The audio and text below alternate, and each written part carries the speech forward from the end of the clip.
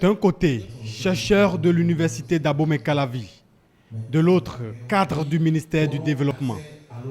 Cette rencontre passe en revue la contribution de la recherche scientifique pour la réussite du programme d'action du gouvernement. Il est nécessaire de réformer tout le système de recherche.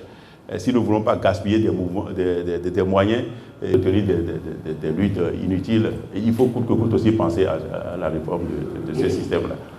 Parce que si c'est bien conduit, nous serons le catalyseur des changements que vous espérez. Il est de bon temps que nous créions cette synergie entre ces deux parties prenantes pour que toutes les actions du gouvernement, pour que les décisions que le décideur doit prendre puissent avoir comme des fondements scientifiques.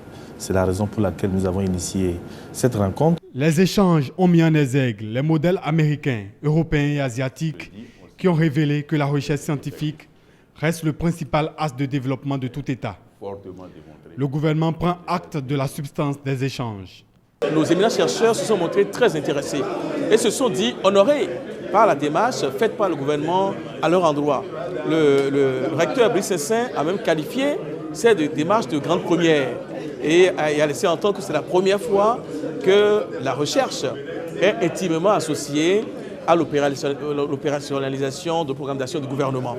Et je ne peux que me réjouir de cette collaboration naissante. Il nous revient, côté gouvernement comme côté chercheurs, de maintenir cette flamme pour que jamais elle ne faiblisse pour le plus grand bonheur des populations béninoises. Le programme d'action du gouvernement alloue plus de 70 milliards de son budget à l'éducation.